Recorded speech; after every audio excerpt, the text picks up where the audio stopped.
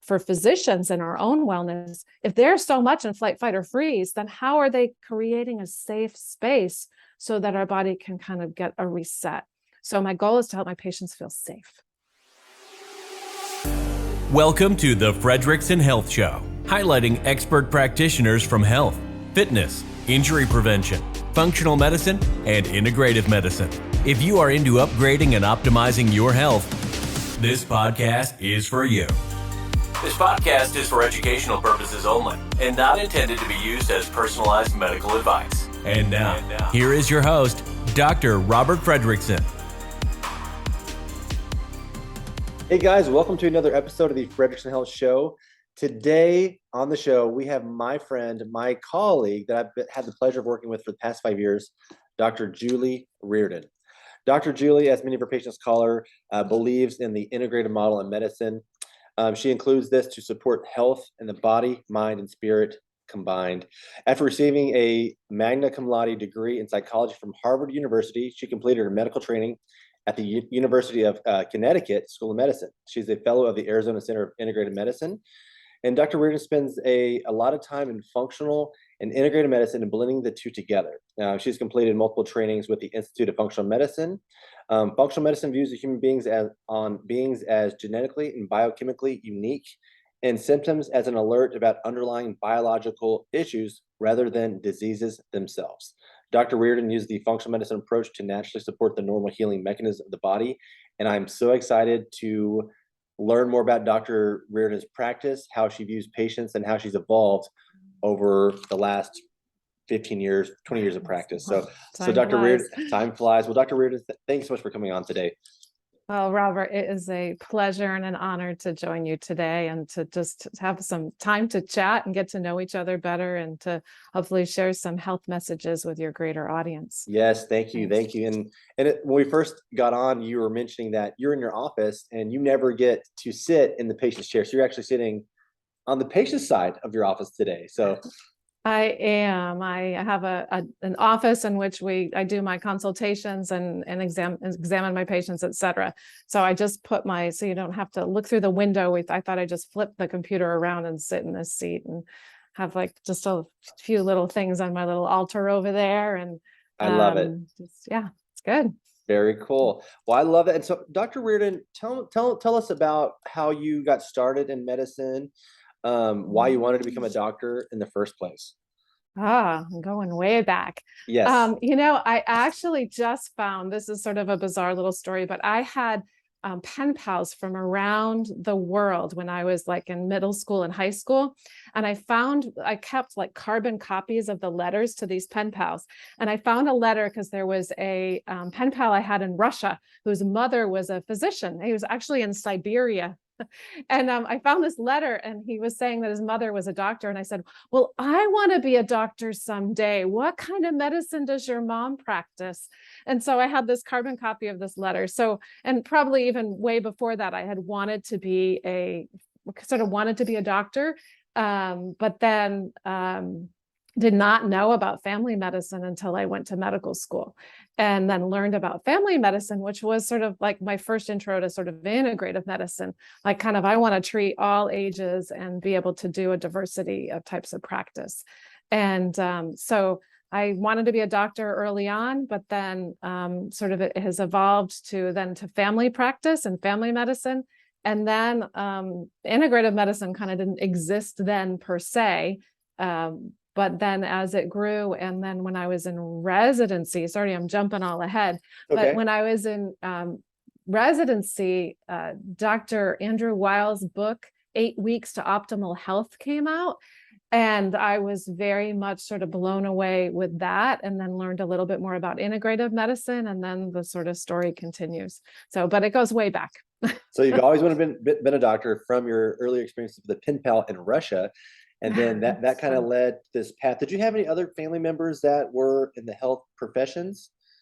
So I come from a family of educators. My grandparents were teachers. Actually, on my father's side, my grandparents were teachers. And my grandfather on my mother's side emigrated from Sicily and was a barber, which if you actually think of the old time barbers, they were doctors too. So teachers and barbers, like kind of are healers in some way, right? They're empowering patients. So doctor means teacher. So I come from this family of teachers. And then the barber is where you'd come in and you'd kind of like sit in the chair and sort of get your health assessed Yes. and then get your your life hair cut story. and be Yeah. a place of like kind of a therapist and a get your health taken care of. And so I come from a line of both those sides. And then my mom had some health issues when I was growing up, and that sort of, I think, prompted me to become more interested in medicine and healthcare. And so medicine then became a goal of mine and what I do for my calling now. That's awesome. So your mom had some health issues, and you were learning or wanting to learn more ways to maybe help her, and maybe saw some flaws in the current medical system back then that you're like, hey, like I can make a difference. So I didn't know that. That's awesome. Yes.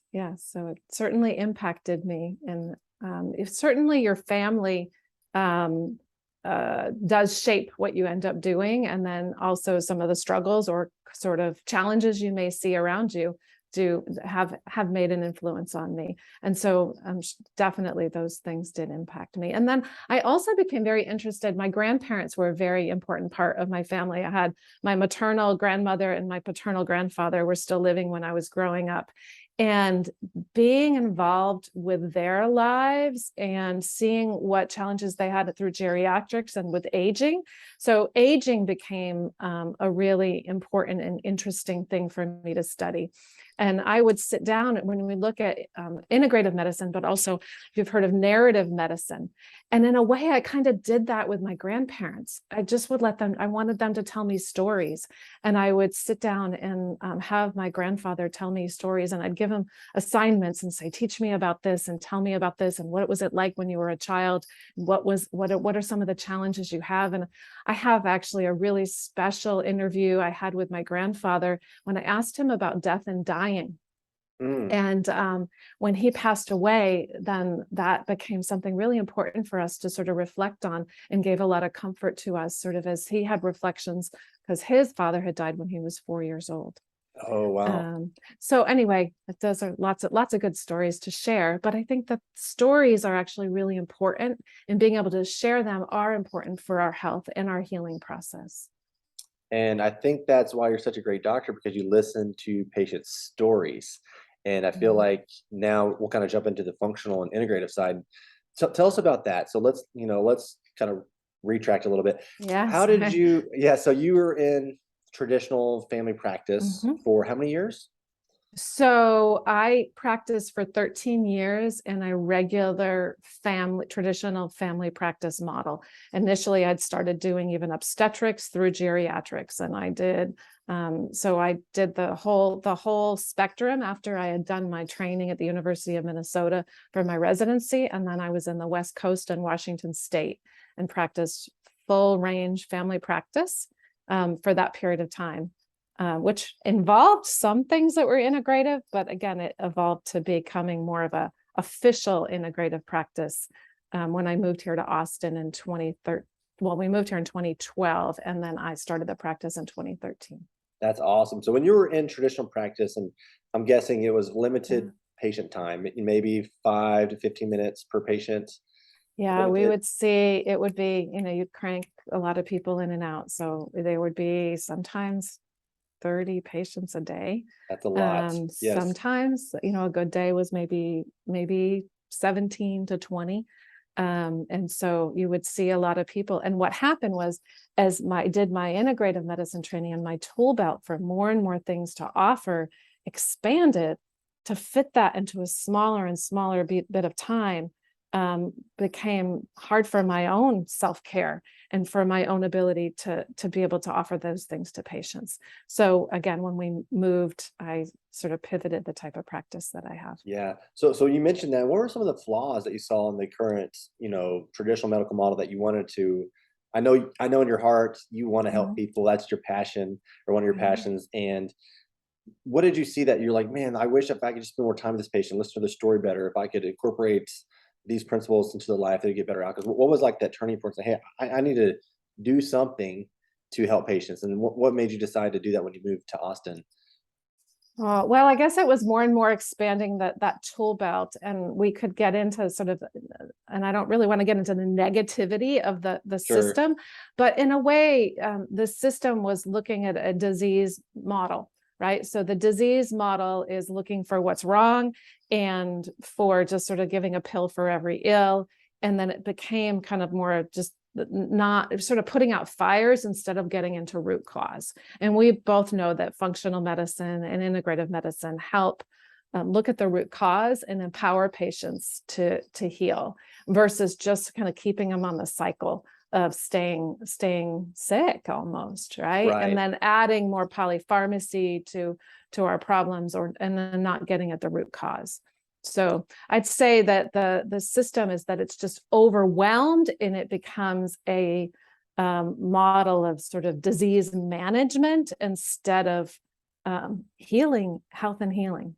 Right. And so I wanted to get out of that role kind of going, being in disease management.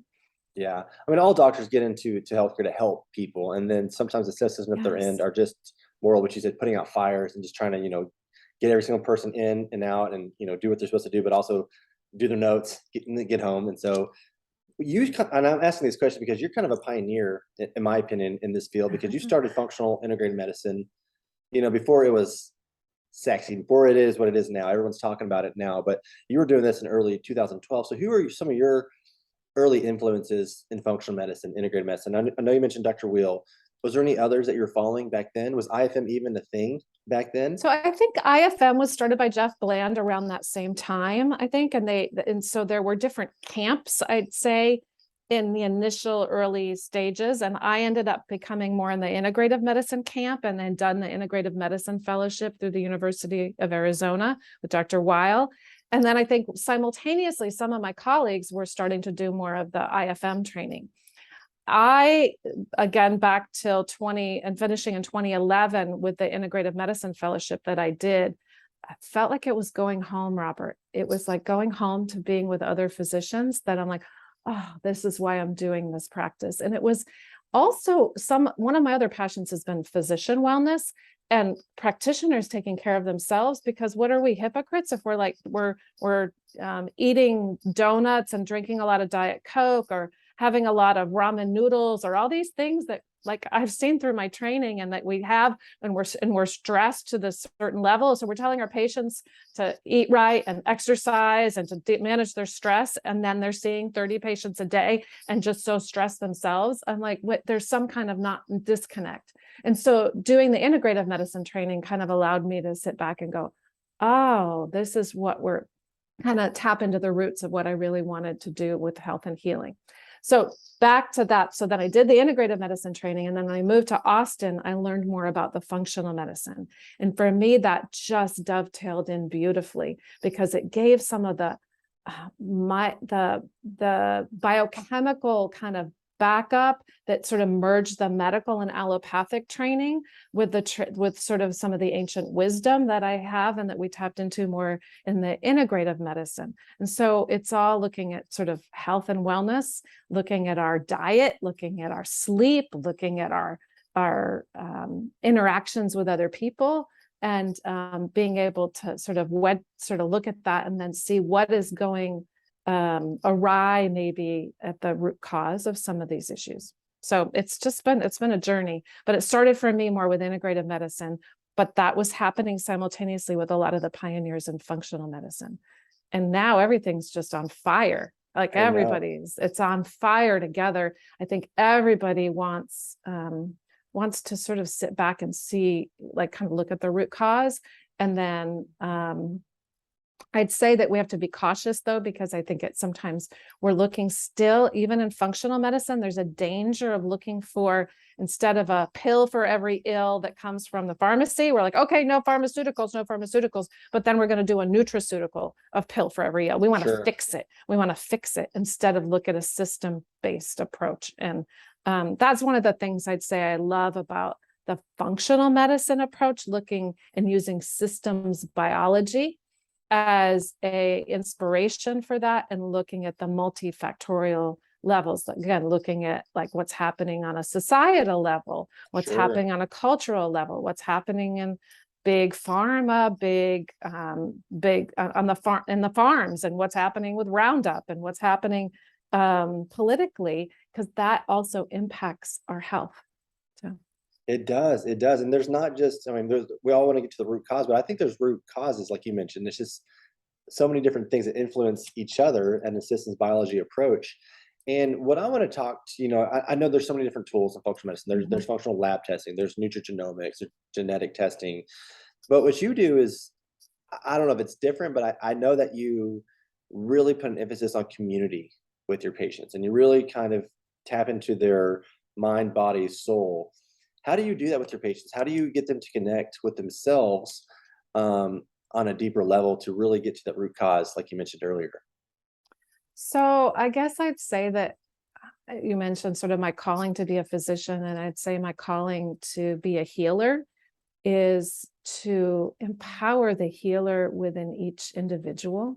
That it's about being able to tap into this natural bias. I think that it's not something that's wrong with us. There's a lot of things that are right with us. And so maybe our biochemistry has gone off track, or there's been previous trauma, there's been previous insults to our body that have made us go in a certain direction, or there may be genomics that tend to put us in survival in a certain pattern, but there's still so much innate wisdom within our own bodies. So my goal with any patient is to sort of awaken that again and help people believe that about themselves and about their health again, and get that back on track. And then there's so many tools that are going to be different for each person that are going to help them get there. Whether that be looking at their genomics, whether that in sort of understanding certain things about their genetic makeup, that maybe they're through even epigenetics and through generations, their body has evolved to be in a survival way in one way, but how do we, if something's maybe out of balance, how do we get that back on track for them? Or a lot of times all my patients get a prescription for some sort of self-care, or sometimes we call it meditation. Some people are like, oh, meditation, I can't do that. So I'm like, okay, how do we calm your nervous system down? How do we balance this sympathetic flight, fight, or freeze with rest and digest? Because our culture is like in so much flight, fight, or freeze. And that's where I would say the conflict I had with sort of allopathic medicine or regular medicine is that for physicians and our own wellness, if there's so much in flight, fight, or freeze, then how are they creating a safe space so that our body can kind of get a reset? So my goal is to help my patients feel safe. That's great. I love that. And do you start that first visit? Is that something you incorporate throughout the care of the patient? What is yeah, so how does it work when people see me? Yes. So the first visit, I have like either hour or 2 hour long visits. And I would prefer the longer appointment, but some patients, again, the reality of that is we sort of get started sometimes with shorter appointments, which is ironic that an hour is a shorter appointment. But it's in the tradition of functional medicine, it's their narrative story. So a lot that we listen to, every patient gives me their story. We listen to what's happened to them. And how do they see it? How are they perceiving what's happened to them? And then what data do they all have? So it's reviewing all those things, but then everybody gets a prescription at the end that is a lifestyle prescription that addresses what they're eating, what they're doing for exercise, what they're doing for their sleep, what they're doing for their self-care. And then what other testing may be indicated, or review of those testing, and then what other things do we need to shift within that process. So I don't know if you saw on my website in my little ebook that I've written, I don't know if you saw the ebook. I did. But I have an ebook, and it's Live It. And so everybody kind of gets that Live It prescription, and the Live It acronym stands for learn, incorporate, vitalize, exercise, imagine, thank. And so it's that's sort of a theme potentially with probably all of my patients, and they get the Live It prescription at the end of each appointment. I love that. We're going to put a link in the description for anyone listening to check out Live It. And you live it. You live the lifestyle. You do well. I know we're all busy, but you really strive to have a balance in your life, in your career, in your family, in your health and wellness journey. I've been to your office, and you're doing walks with the doctor. You're incorporating this into your daily practice, which I think is amazing. And so, going to the functional medicine and what you do in your practice, just kind of asking you guys more of the technical Sure. side is when did you start using genetic testing in your practice, and how has that kind of evolved throughout the years as you've been in practice? Yeah, well, it's just evolved a lot over the last few years, and the tools have just become exponentially better. But if we even go back to the pharmacology I'd have with looking at some genetic and genomic work that we would do in our regular medicine, and then the leap came probably when I started to learn more about pharmacogenomics, which is how our body metabolizes medications. And so there were several tools that I was introduced to probably early on, or after I started the practice here in Austin, using pharmacogenomic testing.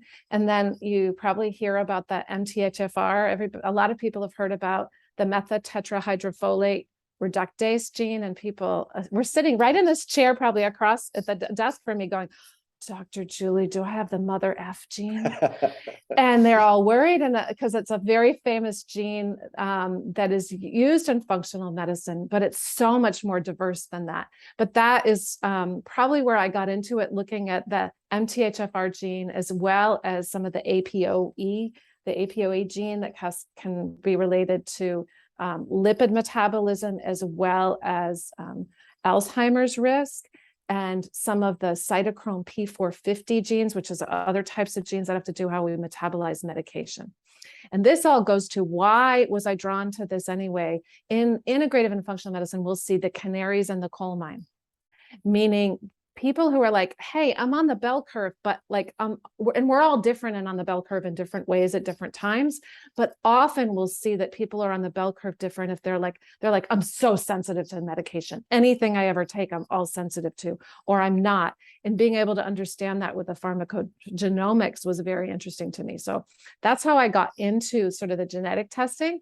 And then we have gotten into nutrigenomics that also helps us understand a lot of these single nucleotide polymorphisms, or gene variants that affect kind of how our recipe is read, sort of within how our body takes in different vitamins and or medications and or things in the environment. And so I've been studying that, and I've gotten into some amazing tools that help me in my practice with patients for that. So trying That's to keep it, I'm not keeping anything very short, but trying to be able to give people and your audience an idea of what I do. That's perfect. And so I know genetic is a part of your practice. Does every patient come in with genetic testing? Is that one of the things that you look for every time? Or I know it's individualized, but is that one of the things? Yeah, so I would not say that all my patients do the genomic testing, and I try to be responsible for my patients with like, how much information do we have, and how do we use the information we gather. And then also certain people want more information. Some people are like, map my whole genome, do this test, let's spend as much money as we can, I want all the information. And other people are like, hey, I'm on a budget, like I'm on a very tight budget, what do I want to do? And then we try to decide what's important within their story of what's necessary. But the beauty is that I've been studying this for so long, I can see those patterns, and I can understand some of the things. Now, I can't like look in a crystal ball and just listen to your history and know exactly what's happening genetically, but there are some patterns that we can see, that there are things that we can do without necessarily getting all the genomic testing, but that certainly complements it and can help inform us on our journey of working together.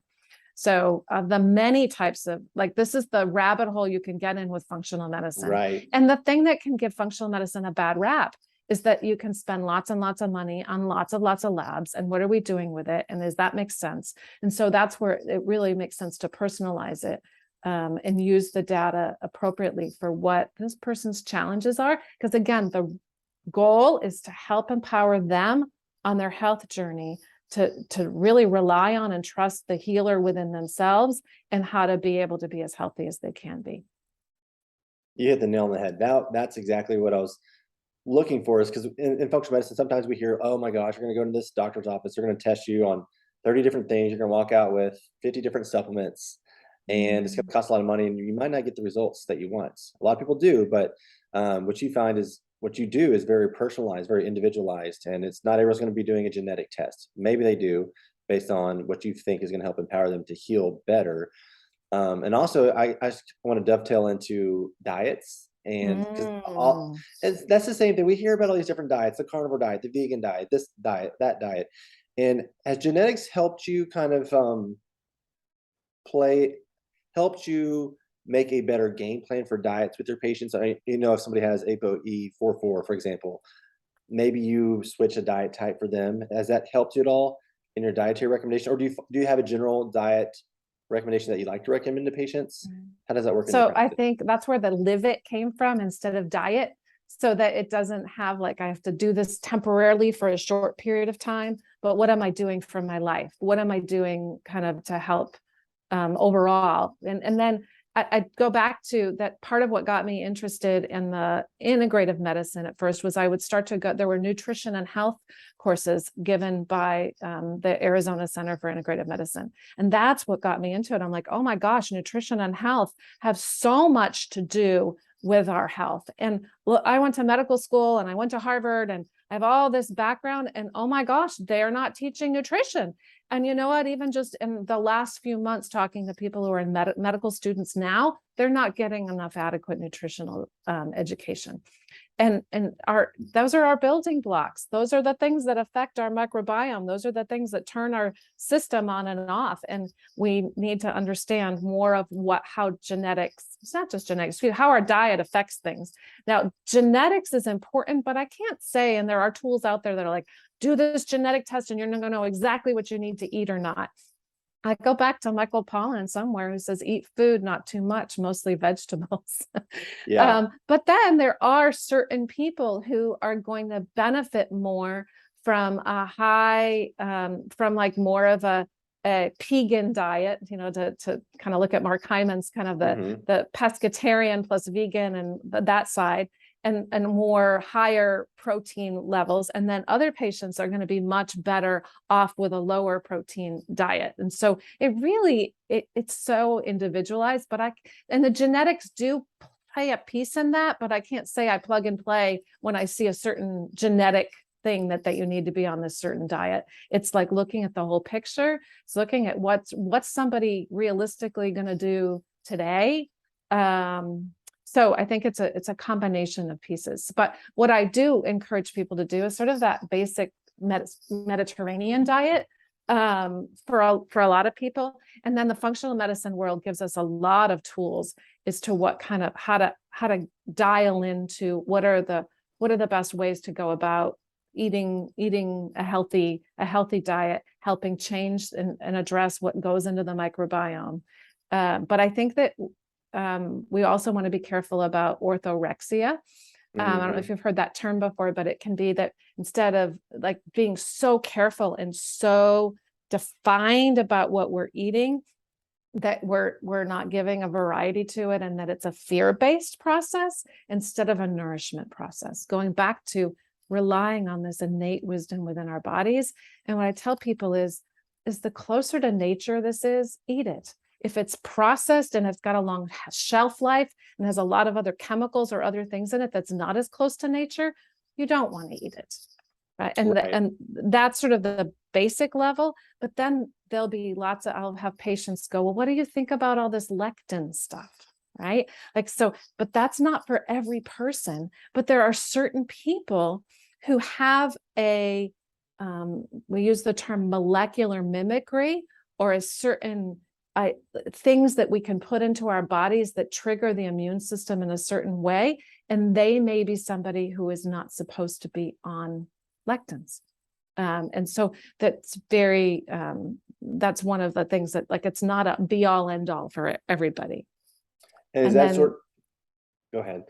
Is that sort of the same thing for gluten too? I know some people can't tolerate gluten at all. Some people have molecular mimicry, like in Hashimoto's. But what are your thoughts on gluten? I know, right. And that's probably a whole other kind of so that we could record on gluten. But I'd say that's true, and that is where genetics can make a difference for me. If I see some people who have a certain genetic pattern that is going to put them at higher risk.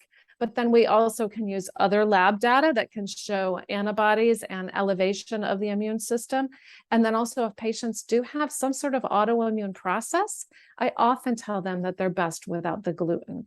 And it may be that it's not wheat or it's not the gluten protein. It could be that it's the chemicals that are used in the production of gluten in the foods that they plate with, that those foods are, and how they're prepared and how they're processed. And that can affect the permeability of the gut and the communication with the immune system. And so someone who has an autoimmune process going on, very often we will, and most of the time I'm going to ask them to stay away from gluten products, at least for a 3-month period and potentially for long term.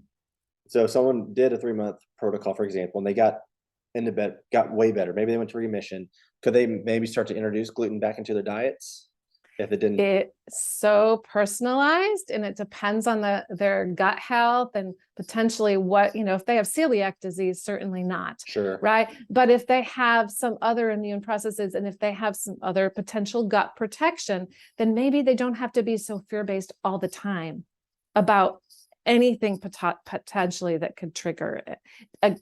But then some other people, their immune system is such that even if they get some contamination, that they're probably better off without it. So again, it's where are you on the bell curve, and how do we personalize it to you? Exactly. And I like how you mentioned it might not just be the gluten, it might be everything, how it's processed, sprayed. Because you hear about people all the time who go to Italy or they go overseas and they eat gluten and they feel fine. But when I eat it over here in America, I feel bloated, gassy, whatever. And they just feel completely different in different parts of the world. Have you seen that at all in your practice? Absolutely. Absolutely. And again, which part of it is that it's really how it's prepared and there's not glyphosate, and then what they're doing in Europe is so much better than how we have our gluten processed here. And it also that people are relaxed and they're happy and they're enjoying vacation and they're in a different immune communication within their whole system. So, but I certainly have seen that anecdotally. And so that's kind of an interesting thing. And are we able to tolerate, where can you tolerate things? So, then also, there's also the type, but there is something about how the gluten is processed. And there are some people who may not have the genetic issues, but it's, again, they have other, there was the leaky gut and other things. So if that gets all corrected and they don't have a genetic messaging so that they're going to get that kind of reaction to gluten, then maybe when they go to Europe, they can tolerate more. And you're aware of different enzymes that people can use also that may, if they are going to have some cross kind of contamination, or there is a different sort of situation, that sometimes can help. Yes, but I love what you mentioned. So yes, that's all taking place. But maybe you're on vacation and you're sitting down for a 2-hour meal, and over here in America, we're sitting down to a 10-minute rushed meal, and so that's going to have a huge impact on your rest and digest, your parasympathetic mode, just like you mentioned. So many different things playing. Right, and I think that's that part about you're if you're chewing your food more, then you're allowing your own digestive enzymes to be a lot better. And this is where who's eating in a rush at at their lunchtime, or driving the car while they're drinking their coffee and eating whatever to go, or they're doing intermittent fasting. We can talk about intermittent fasting for a moment. Everybody's intermittent fasting, so they're skipping breakfast, then they're eating lunch at 1:00 and they're starving and they're eating whatever they can, all rushed, instead of taking time to listen to their bodies and nurture themselves. Such a great point. What are your thoughts on intermittent fasting? So there's some really interesting data out there on intermittent fasting, and that's giving ourselves the time to not eat. And again, is it stressing sort of the sympathetic nervous system? So then the contrast, is it allowing our body is sort of everything to relax? and then being able to then start eating again. So I would say that intermittent fasting, I'm very impressed with the diet, like the recommendations on that. I would prefer people do the intermittent fasting by like not eating at night and watching their late night eating. And then maybe, and everybody's going to personalize and be different. But what I see people do is like, hey, intermittent fast, I skip breakfast. And I'm like, well, that may or may not be the right thing for your body. Yes. And then also the interesting research on just fasting in general, and like the fasting mimicking diet. I am sure like that has also become more popular over the last few years, and the research has exploded on being able to trigger the immune system by what either you're putting in your system or you're not. And then the immune system, the digestive system, the nervous system all communicate with each other.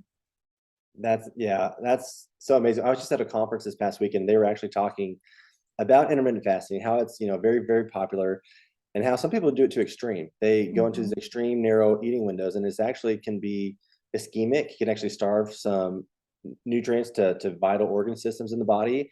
And they said, hey, like we should do exactly what you said. We should not eat at night. There's a lot of studies on chronobiology, circadian rhythms and feedings and that sort of thing. And eating at night is one of the biggest things that they found is, hey, if we can just avoid eating, past whatever, 7 o'clock, and just go to more of this 12 and 12 eating rhythm, just basically feeding schedule. It's not eating really late, having breakfast in the morning, and just having a good balanced meal throughout the day. They found that was actually more beneficial long term than really doing this really restrictive diet. But they did mention Prolon, the 5-day fast, was amazing for stem cell production, resetting various metabolic pathways. But I feel like you hit the nail on the head again. So and I wonder if at your recent conference they also talked about, I tell my patients sometimes, instead of like doing this all the time, maybe what you want to do is one day a week skip dinner and then eat your breakfast, skip breakfast. And like on Wednesday, I'm going to eat a nice lunch, but then I'm not going to eat dinner.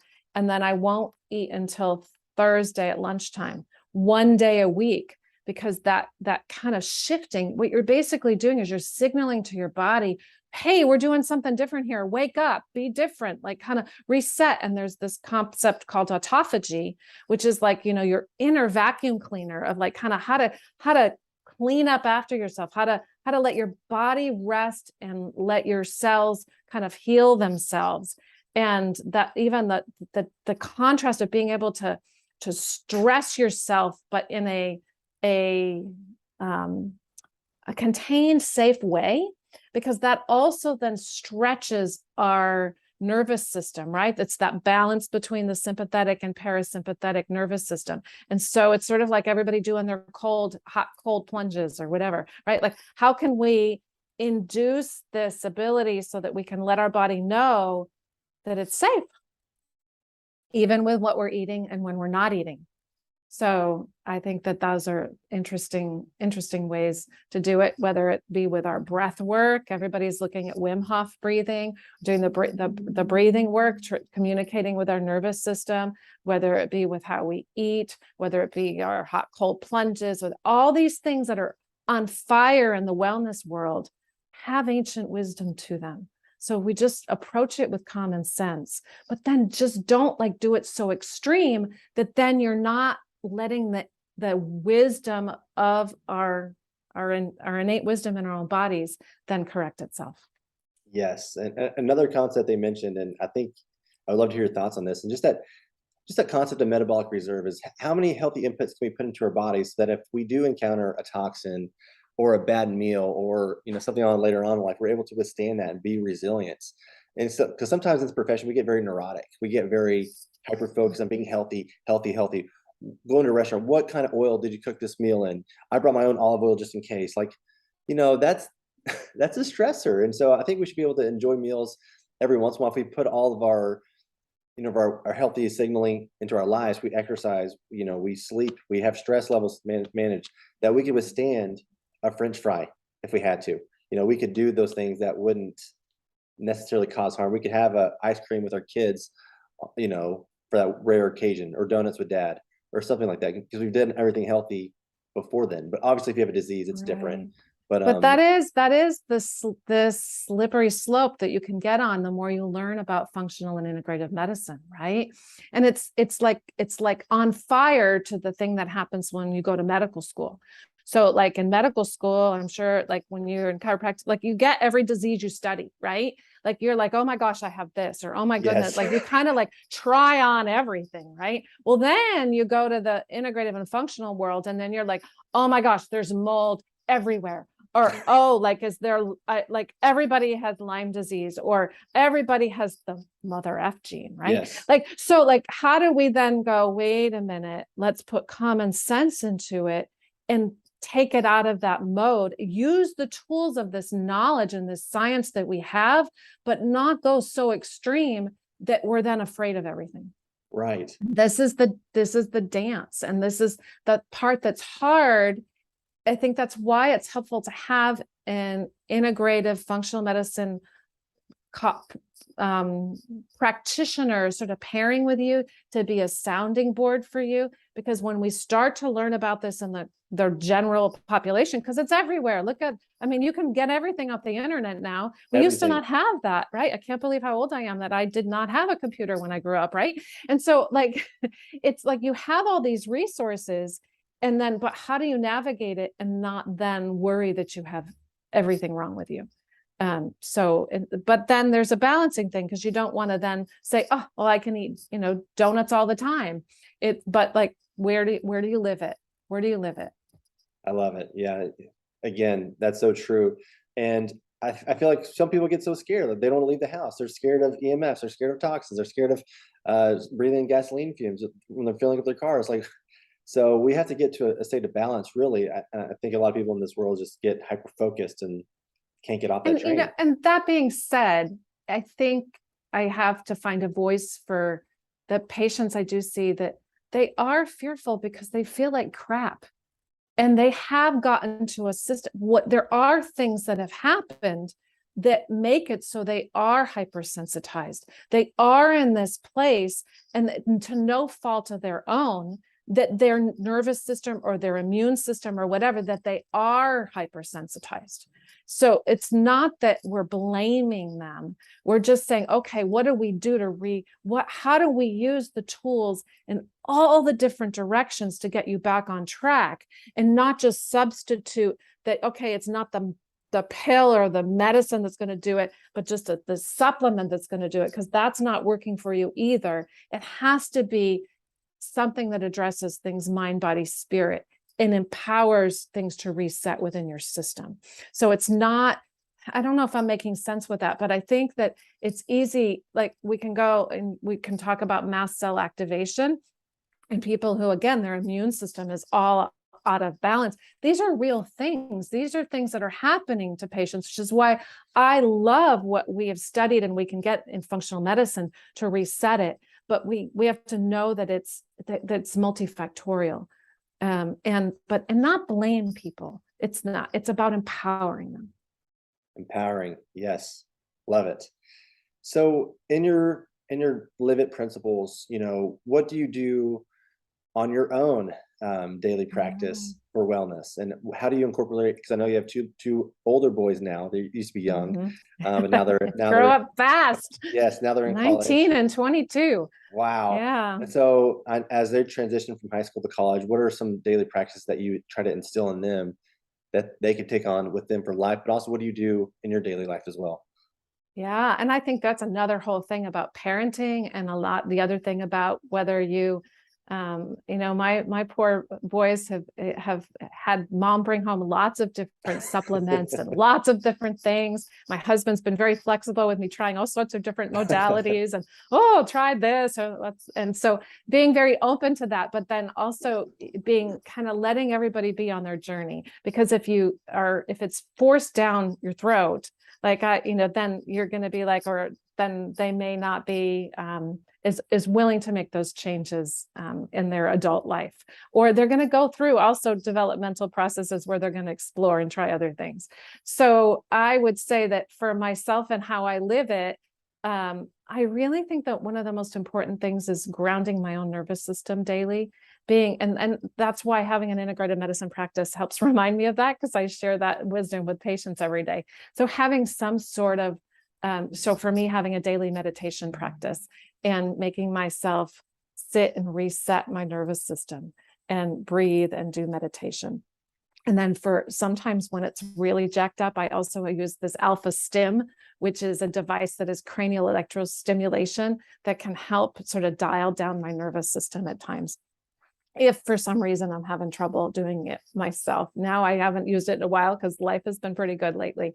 But sort of That's maybe at the great. beginning of the pandemic, with a lot of the stuff that Oh was going yeah. on, there have been some moments that combined with other things going on in life, that's found very helpful. So being able to practice that daily reset, and then also being mindful of eating, right? Like, as we said, trying to be healthier about eating. I look back at I mentioned, like, my medical school diet was, I guess, spaghetti and peas because it was cheap.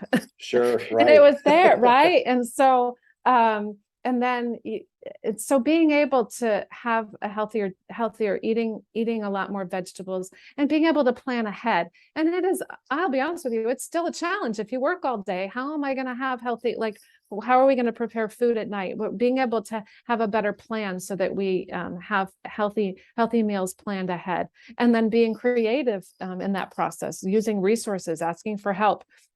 If I and so it's still a journey. It's being able to do it. And like, even today, the way I'm scheduled, like, kind of out, I'm like, oh boy, I've got this meeting right after you and I are meeting. When am I going to eat lunch? How am I going to eat lunch and not be on the run? Where am I going to be able to make sure I have some time to rest and digest? So it's just being mindful of those practices, and then making sure I exercise. But I'll tell you, one of the things that I've done that has probably been one of the best things for my health is I got a dog several years ago, Nice. and having my dear dog and taking her for a walk every day, being outside, being in nature, being with this animal who is just got, I mean, there's just such wisdom sometimes in the natural kingdom. And that has been really great for my health as well. This, walking my dog and being able to be present with her. So those are just some things. And then I'll go back to my live it acronym of the vitalize part. And the vitalize is being out in the sunshine, being able, and then again, what supplements maybe would I take? And I love it when my patients are honest with me about they don't like like, you have a lot of things you can take, but what do I take regularly? And it kind of comes in ebbs and flows. I try to work with my vitamin D. I try to take my multivitamin, try to take some methylation support. And then depending on what's happening with my gut, I might take some gut support as well, some immune globulin for my There you go. gut at times. I just got my colonoscopy, my first screening colonoscopy, and that just, that kind of like was very mindful about rebuilding my gut a little bit after that process, so that I was taking care of myself. So. Well, thank you for sharing all that. And so is meditation part of, a lot of people talk about morning routines. Is meditation a part of your morning routine, or is that something that you do during the day, The after the goal day? is twice a day for Twice me. a day. The Wow. goal is twice a day. I will say that I probably more realistically get it in once a day, but the goal is every morning and every evening. Wow. How long do you typically meditate for? So the goal for me is 20 minutes twice a day. But again, I'll be lucky if I get 20 minutes in a day. And if And someone then, but I'm realistic. Again, same with like diet. I can't be perfect. We're going to stop at like, you know what? I'll be with my kids, or we're going to be on the road, and we're not going to be eating the most perfect food all the time. And I'm not going to get my 20 minutes in all the time. But you know what? Even if I just pause and do breath and mindful before I eat, or if I can I get a meditation app on, and I just use my timer and I put it on for 5 minutes. Like, I don't have time for the whole thing. So I'm going to just sit and do 5 minutes. And that's okay. Sit in my car before I come into the office and be able to just kind of get myself get my nervous system sort of back in line. That was the question I was just about to ask, is what would you recommend for people, for you, or for patients who can't carve out 20 minutes to meditate? But you just said it, just being mindful. taking time for yourself. Is there anything else that you would suggest? Yeah, I think, do something, hook it to something you already do. You brush your teeth. Are you going to always brush your teeth? Great. Have it then, like, kind of have it that I'm going to stop and take a couple of breaths then. Or you're going to always eat a meal, right? So how about before every meal, I'm just grateful for this meal. And I do a 4, 7, 8 breaths. Kind of doing an exercise just to be mindful of that before. So hook it to something you already do and see if you can create a habit around it, because then it's teaching your body that you can rely on that. And then don't be so mad and mean and shameful on yourself if you don't do it. Just get back on and try again. Tomorrow's a new day. That's right. That's right.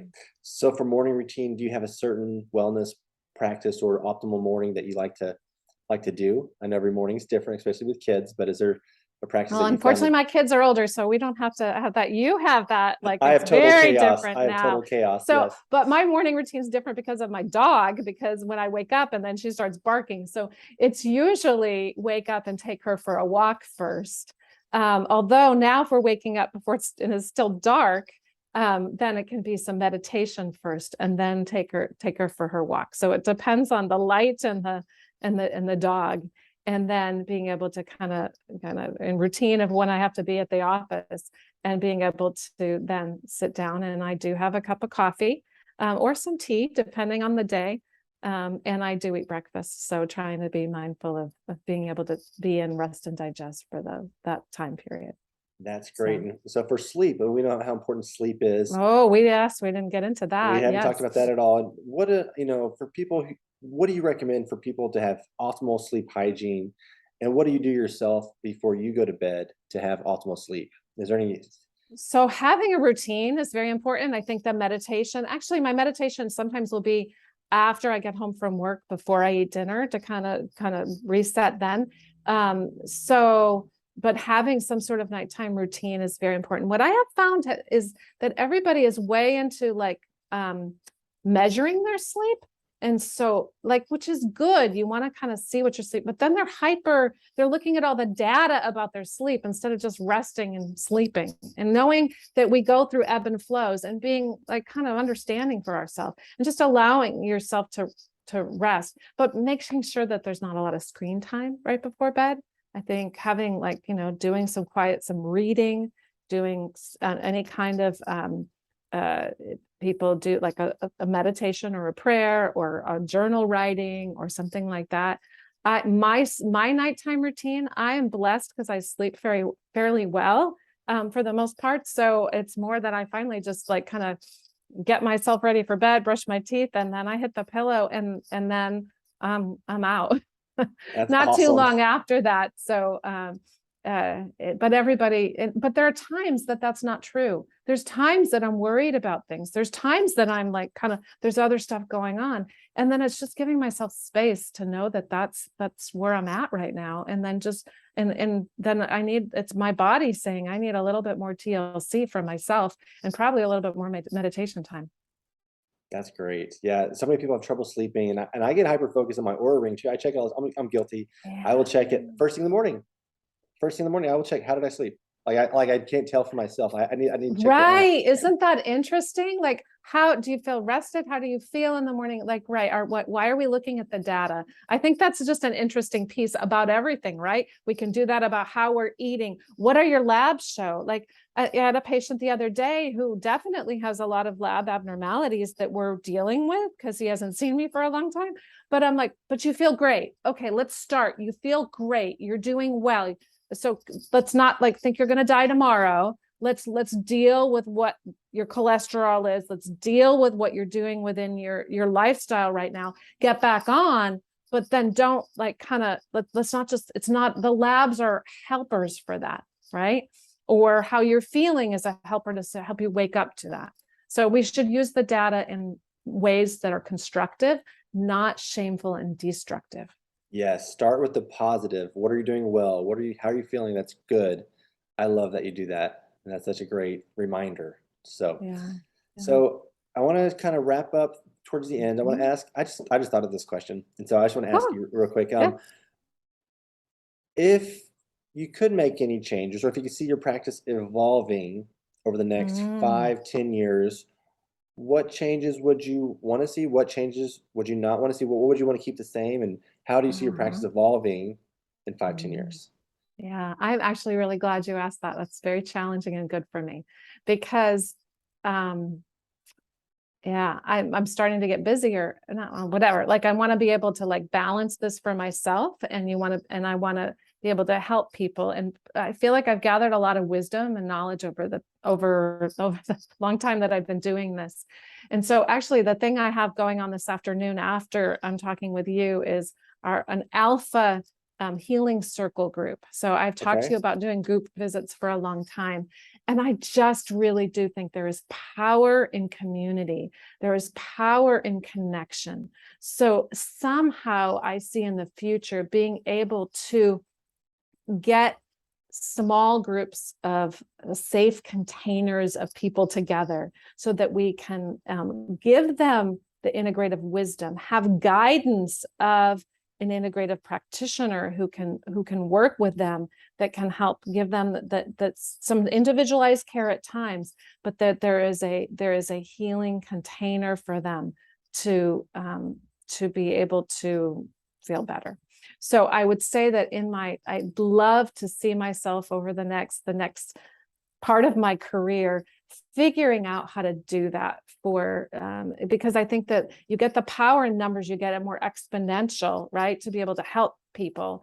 But then I think you can touch more people with wisdom, or what you're trying to do even with your podcast, right? Like how many different people are listening to this, the more people who hear and then tell somebody else. It's exponential in using the technologies, whether it be our Aura ring, whether it be our lab testing, or whether it be social media, in a way that empowers. So that's somewhere where I'd like to see it going, and I'm not sure where the universe will evolve it. That's awesome. So doing more group visits or more community into your practice is where you kind of see it going. Yeah, we've been talking about that for a long time, and I I think know, it's still out there. COVID COVID, happened, and that kind of shut down a lot of those plans for a but lot of it people. also accentuated why it's so essential that is. It's so important. Yes, Yeah. so important. I can't wait to watch your practice grow and evolve with the community aspect. So Thanks, if we Robert. could, I know time's coming up, so if we could reverse roles and Mhm. you could ask questions to yourself, what questions would you have asked that Mhm. maybe we didn't touch on today? Oh, nothing's coming to me. I think that you did a great job interviewing me, and I think there's lots of different directions. I think I could have shared with you more of that tool belt of all the other different modalities of some other unique things that I am able to offer in my practice. But some of that's on my website. And uh, I guess I would just make sure I tell people until the end of the year, I do have some guided imagery that's for free on my website under patient resources. And so if they're like even like a 5-minute one, if they want to check that out, I think that's a good resource to tell people about. Um, and then just the healing power of energy. I guess the other thing I've started to play within my practice is photobiomodulation. So I wanted to make sure people hear about that because it's an interesting other modality, and there's information on my website about that. And what is your website for everyone listening? LakeTravisIntegrative.com. Awesome. And So, we'll put a link for that in the show notes so everyone can check that out. right. And also something we didn't mention, I just thought of this too, is you used to be certified in acupuncture. And so, and I Mhm. really feel that that kind of goes back to everything you talk about with your, getting back to your roots, getting back to ancient wisdom. And I know you don't practice as much for time, but that's cool that you have that background of being an acupuncturist. Well, and I think that the looking at Chinese medicine and how they looked at the body in systems in that kind of conceptual way, and how energy flows in the body, back to like why I think the photobiomodulation is so powerful, but all different aspects of it. I think it's so fascinating. And yeah, the background I've had in the acupuncture has been very helpful. Awesome. Okay, so here's some fun questions for you, Okay. Dr. Reardon. Rapid fire. No, just kidding. So if you could put a billboard up, maybe it's Austin, maybe it's in Washington, you get to pick where you put this billboard. You get one or two sentences, health related, and you want everyone to read it, what would they be Ah. and why? So I used to have my byline on my signature say, just believe in yourself, believe in your health. But the other one I just like to remind people of is they see a stop sign every day, right? Well, I don't know, you get lights or whatever, but stop. Stop is stop, take a deep breath, remain open, proceed. So I maybe like when that. everybody even sees, like I've got that billboard right now. I got that sign that you're going to see when you pick up the kids or you come or you do whatever. When you stop, then do it. Stop, take a deep breath, remain open, then proceed. Wow, I need that because I do rolling stops all the time. No, I'm just kidding. But that's such a good way just to stop and say, hey, we live these such busy, hectic lifestyle sometimes that we just can stop, take a moment for ourselves, breathe. And again, it goes back to like, what do you do normally already? How do you incorporate it in? And then how can it become part of your daily practice? There's signs everywhere. Use them. There are signs that, golly, look at you with all these analogies and euphemisms. Wow. That's right. So I love it. So if you could pick one gadget, health-related device, supplements, you get to choose, and you take this on a deserted island, what would you pick to take with you and why? I pondered this because that's you could go all sorts of places with it. My meditation, Ooh, okay. I think relying on kind of getting a sense of something is much bigger than I am and being able to tap into that and get perspective and then being able to be in tune with wherever I am. Better than the American Express commercial of it's priceless. It's priceless. And then if you're meditating, you'll be more able to be resilient and find food, find shelter, do those sort of things. And that's the first person who's mentioned meditation on this podcast. So that's amazing. Yeah. I mean, we could get into like which other, like you said gadget, but I was like, you know what? I think have to be that's gadget. maybe, yeah. What Exactly. practice? I should still say, what practice would you bring with you? Yeah. Yeah. Well, Dr. Reardon, this has been an amazing interview. And thank you so much for sharing your wisdom today with all of us. For anyone listening who wants to find you, wants to learn more about you and your practice, where can they find you at? You already mentioned your website, but is there anywhere else they can find you at? So probably the best place is going to be the website, laketravisintegrative.com. And Awesome. the information is there and the contact information is there. I practice in Lakeway, Texas. And you also see patients virtually. I do, although I am licensed in Texas and in Washington State, but there's some things that we have to be careful of in those restrictions, which would be part of maybe the vision for the future of how are we able to do even sort of virtual group visits or something that allows people to be empowered with all the restrictions with medical licensing. That's a great idea. Maybe we could ponder that more at a later date. That sounds good. Awesome. Well, Dr. Reardon, thank you so much for coming on again. I love this episode, and I hope everyone enjoys it as much as I did. And we will see you soon. Have a great day. It's so nice to sit down with you, Robert. Thank you. Yes, thank you. Bye-bye. Have a good day. Bye-bye. You too. Thanks for listening to the Fredrickson Health Show. This podcast is for educational purposes only and not intended to be used as personalized medical advice. Be sure to subscribe to this podcast so you don't miss a single episode. While you're at it, leave us a rating and review. Follow us on social media and subscribe to our email newsletter for more information.